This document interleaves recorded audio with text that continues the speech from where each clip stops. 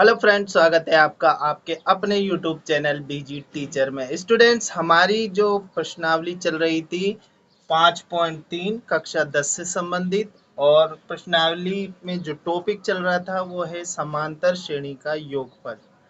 तो समांतर श्रेणी के योगफल का हमने प्रश्न नंबर 1 के जो दो ऑप्शन थे वो कर लिए। आज करेंगे तीसरा और चौथा ऑप्शन।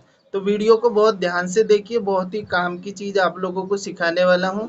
वीडियो को अंत तक देखिए, तभी आप लोगों को ये समझ में आएगा। ठीक है, तो शुरू करते हैं आज का वीडियो और देख लेते हैं कि प्रश्नावली 5.3 में पहले के तीसरे में क्या प्रश्न पूछा गया है आपसे। तो सवाल है आपका, समांतर श्रेणी 0.6, 1.7, 2.8 के 100 पदों तक का योगफल ज्ञात कीजिए। तो हमें यहाँ पर दी गई है पॉइंट वाली संख्या। यहाँ पर बहुत से स्टूडेंट्स को इन सवालों को हल करने में दिक्कत आती है, तो ये सवाल आप लोगों को देखना बहुत ही जरूरी है और फायदेमंद होगा। ठीक है, तो देखो कैसे करेंगे इस सवाल को। सबसे पहले हमें पता होना चाहिए योगफल ज्ञात करने का सूत्र। तो लिख लेते हैं योगफल ज्ञात करने का सूत्र। S n n by two 2a plus n minus 1d।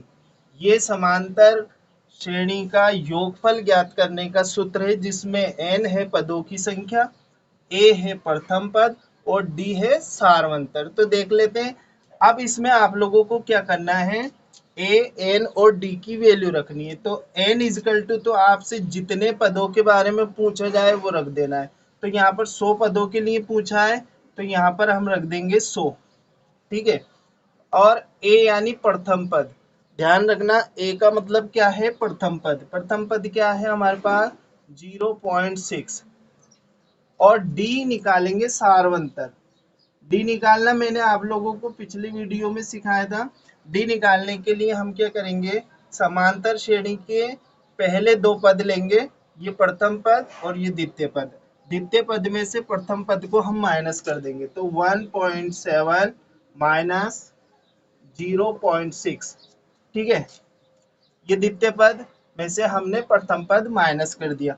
अब देखो यहाँ पर जो डी निकल कर आया है, 1.7 में से 0.6 को अगर हम घटा दें तो हमारे पास आता है 1.1।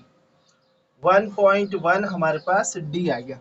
अब हम इस सूत्र में इनकी वैल्यू रखेंगे। तो n बराबर s, कितने पदों का निकाल लें, 100 पदों का। ठीक है, 100 पदों का निकाले। अब n बराबर हो गया हमारे पास 100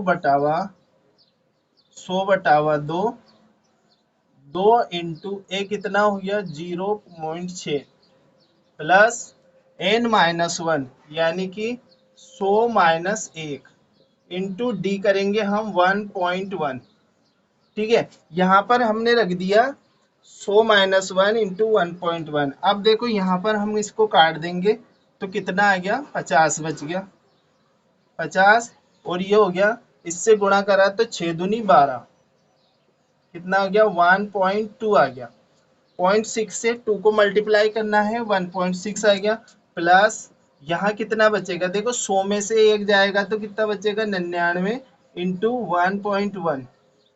ठीक है, अब हमें क्या करना है, यहाँ पर 50 1.2 प्लस 99 को हम 1.1 से मल्टीप्लाई कर लेते हैं। 99 इंटू 1.1 से अगर हम मल्टीप्लाई करेंगे तो ये आएगा हमारे पास, निकल के मल्टीप्लाई करना आप लोगों को आता ही होगा।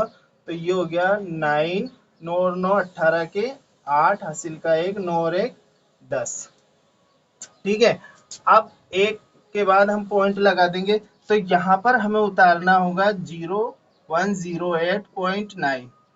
इसको जब हम उतारेंगे यहाँ पर तो हमारे पास ये वाली सिचुएशन आ जाएगी। अब इसको सॉल्व करेंगे हम। ठीक है, तो 108.9 में 1.2 को हम जोड़ देते हैं, तो यहाँ पर हम जोड़ देते हैं 2 को। ठीक है, तो ये कितना हो गया 9 और 2 11 का 1, हासिल का 1 8, 9 और 1 10 की 0, हासिल का 1 1 1। यानी 108.9 में हमने 2 को ऐड करा या जोड़ा तो हमारे पास कितना आ गया 110.1। तो ये हो गया 110.1 इंटू 50। अब आप लोगों को क्या करना है, यहाँ पर सीधे से मल्टीप्लाई कर देना है। तो ये हो गया 0, ठीक है, 5 0 5 5, यानी कि हम जब 50 से 1.015 को मल्टीप्लाई करेंगे तो आप सिंपल गुणा करके भी इसको कर सकते हैं। ठीक है, आपकी जैसी इच्छा हो आप लोग इसको गुणा कर सकते हैं, सामान्य गुणा करके भी देख सकते हैं। तो अब हमें पॉइंट के बाद, यहाँ पॉइंट देख रहे होगे आप, पॉइंट के बाद यहाँ पर एक संख्या है तो यहाँ पर हमें एक के बाद पॉइंट लगाना है। इस चीज का विशेष ध्यान रखना, स्टूडेंट्स यही गलती करते हैं। तो यहाँ पर हमने पॉइंट एक के बाद पॉइंट है तो यहाँ एक संख्या के बाद पॉइंट लगा देना है। तो हमारे पास जो आंसर आएगा कितना आएगा 05, 5505। ये आ गया 0.6, 1.7, 2.8 के 100 पदों का योगफल निकालना। ये आपका आंसर हो गया। तो ये रहा पॉइंट वाला सवाल और आशा है आप लोगों को ये समझ में आ गया होगा। अब देख लेते पहले का चौथा सवाल में आप लोगों से क्या पूछा गया है। तो स्टूडेंट्स अब देख लेते हैं सवाल नंबर 1 का चौथा प्रश्न क्या है, और वो है समांतर श्रेणी 1/15, 1/12, 1/10 के 11 पदों तक का योगफल ज्ञात करना है आप लोगों को। तो 11 यहाँ पर सवाल पर अगर हम नजर डालें तो यहाँ पर सवाल का जो स्टाइल है वो चेंज हो चुका है, और ये है कि यहाँ पर बटाबटी में संख्या आ चुकी है। तो इनको हल कैसे करेंगे, तो योगफल ज्ञात करने के लिए सबसे पहले हम सूत्र लिखेंगे Sn बराबर n/2, ठीक है, 2a प्लस n-1 और d। ठीक है, अब सबसे पहले बात करते हैं हम a की। तो a मतलब प्रथम पद लिखेंगे यहाँ पर 1/15, ठीक है, और n बराबर कितना हो गया यहाँ पर 11 हो गया, और d निकालेंगे कैसे, द्वितीय पद में से प्रथम पद को माइनस करके। तो यहाँ पर द्वितीय पद हो गया 1/12 माइनस 1/15। अब देखो यहाँ पर जो बटाबटी या भिन्न वाली संख्याओं के जोड़ या बाकी होते हैं उनको हम एलसीएम लेके करते हैं, यानी लघुत्तम समापवर्ती लेके करते हैं। लघुत्तम समापवर्ती क्या होता है, लघुत्तम समापवर्ती ऐसी संख्या होती है जो इन संख्याओं से डिवाइड हो जाए। तो हमें क्या करना है, 12 और 15 के पहाड़े में ऐसी संख्या ढूंढनी है जो दोनों में सबसे पहले कॉमन आती है। तो यहाँ पर हम 12 और 15 का पहाड़ा देखें तो यहाँ पर आता है 60, 12 पंजे 60 और 15 चौक 60। आप एलसीएम इस तरीके से भी ले सकते हैं। तो 12 और 15, तो सबसे पहले 2 का भाग देंगे, 2 छक्के 12 और 15 को ऐसे ही उतार लेंगे क्योंकि इसमें भाग नहीं जाता। फिर 2 का देंगे, 2 तिया 6 और 2 15 को ऐसे ही उतार लेंगे। फिर 3 का देंगे, 3 एकम 3 तो 3 पंजे 15। फिर 5 का देंगे। तो इस तरीके से आप भाग देती जाइए, और आप लोगों को जो आखिरी में इनको आपस में गुणा करने पर जो अंक प्राप्त होगा वो इसका एलसीएम होगा। जैसे 15 5 3 15, 15 दूनी 30 और 30 दूनी 60, तो सेम चीज आ गई यहाँ पर।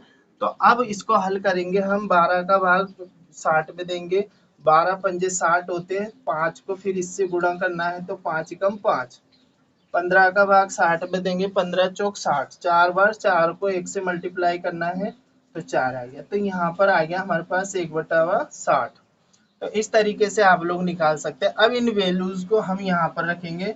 तो यहाँ पर S11 इक्वल टू हो गया 11/2, 2 इंटू ए कितना है 1/15 प्लस n कितना है हमारे पास 11 माइनस 1, और d हो गया 1/60। ठीक है, 1/60 हो गया। अब क्या करेंगे हम 11/2, और ये हो गया 2/15 प्लस, अब देखो यहाँ पर कितना आ गया, 11 में से 1 गए तो कितने बचे 10 गुणा 1/60। इसको 0 से 0 को काट देंगे तो हमारे पास आ गया 11/2, और ये हो गया 2/15 प्लस 1/6। अब यहाँ पर हम वापस से एक बार लघुत्तम लेंगे, और लघुत्तम क्या आएगा यहाँ पर, देखो 15 और 6 के पहाड़े में आप इस तरीके से लघुत्तम लेंगे तो आपका लघुत्तम आएगा 30। 15 दूनी 30 और 5 छक्के 30। तो यहाँ पर सबसे पहले कॉमन संख्या यही आती है दोनों पहाड़े में, तो ये हो गया लघुत्तम। तो 15 दूनी 30 और 15 दूनी 30, 2 बार 2 को 2 से गुणा करेंगे तो 4 प्लस 6 पंजे 30, 5 को 1 से गुणा करेंगे तो 5 कम 5, तो ये हो गया 11/2 और इंटू 5 और 4 9/30। एक बार काट लेंगे, 3 तिया 9, 3 एकम 3, ठीक है, इस तरीके से। और ये हो गया हमारे पास 33/20। तो ये बटा बटी संख्याओं को हल करने का आप लोगों को मैंने तरीका सिखाया, क्योंकि इसका लघुत्तम आप लोग किस तरीके से ले सकते हैं। पहले सवाल में हमने बात करी थी पॉइंट वाली संख्याओं की, और दूसरे सवाल में हमने बात करी है बटा वाली संख्याओं की। तो इस तरीके से आप लोग इन सवालों को हल कर सकते हैं। आप लोग इसको कॉपी में उतारिए और एक बार बिना देखे इसको सवाल को हल करने का प्रयास कीजिए। फिर भी कोई दिक्कत आती है इन सवालों को हल करने में तो आप लोग मुझे कमेंट्स कर सकते हैं, आपकी प्रॉब्लम ज़रूर सोल्व होगी। तो इस वीडियो में इतना ही, मिलते हैं अगले वीडियो में। अगर अभी तक भी आप लोगों ने मेरे चैनल को सब्सक्राइब नहीं किया है तो सब्सक्राइब कर दें, साथ में बेल आइकन को भी प्रेस कर दें ताकि नया वीडियो आप लोगों तक पहुंच पाए। और इस प्रश्नावली से संबंधित आप लोगों को सारे वीडियोस की प्लेलिस्ट में इसी वीडियो के आखिरी में जो आप लोगों को प्लेलिस्ट का ऑप्शन दिखाई देता है उसमें डाल दूंगा, आप लोग आसानी से देख सकते हैं। मिलते हैं अगले वीडियो में, तब तक के लिए गुड बाय।